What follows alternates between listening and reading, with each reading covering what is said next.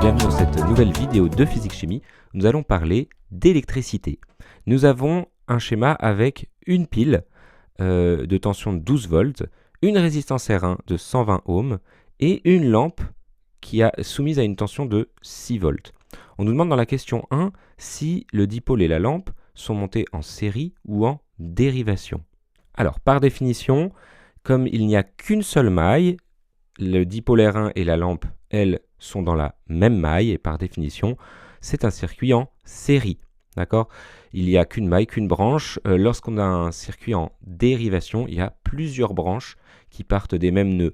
Pour se rappeler des définitions d'une maille, d'une branche et d'un nœud, je vous invite à regarder la vidéo sur les méthodes en seconde en électricité que j'ai déjà faite.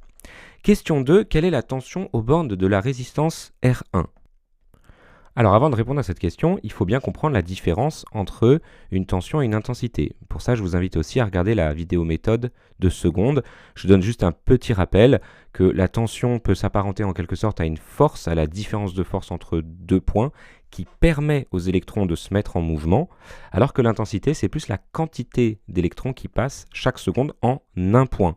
La tension se mesure avec un voltmètre qu'on branche entre deux points, et l'intensité se mesure avec un ampèremètre qu'on insère dans le circuit pour la mesurer en un point. Voilà pour les petits rappels.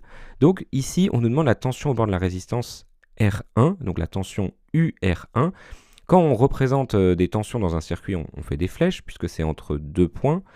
Et on a une convention. Pour les générateurs, on met la flèche dans le même sens que l'intensité du courant. Donc là, c'est UG. Et pour les récepteurs, on va mettre la flèche en sens inverse du courant. C'est ce qui permet d'avoir des tensions positives. Et lorsqu'on respecte cette convention, on peut formuler la loi des mailles de la manière suivante. Dans une maille, et là il n'y en a qu'une, la somme des tensions des générateurs est égale à la somme des tensions des récepteurs. Donc tout simplement, d'après la loi des mailles, on a UG est égal à UR1 plus UL, le tout en volts. Il y a aussi une manière d'exprimer la loi des mailles avec des signes positifs ou négatifs en fonction du sens de la flèche, mais là on va garder la version la plus simple qu'on voit souvent d'ailleurs au collège. Donc on cherche UR1, on aimerait donc avoir UR1 seul d'un côté du signe égal, on va donc faire passer UL de l'autre côté, avec cette règle simple que je vous rappelle, c'est que lorsqu'un terme passe d'un côté à l'autre du signe égal, si c'est une addition, ça devient une soustraction. On a donc UG moins UL égale UR1, donc UR1 égale 12,0 moins 6,0, donc 6,0 volts. Là c'est un hasard, mais on a la tension qui se répartit équitablement entre la résistance R1 et la lampe L. Question 3, quelle est l'intensité du courant dans le circuit ? Donc on revient à cette fameuse intensité dans le circuit.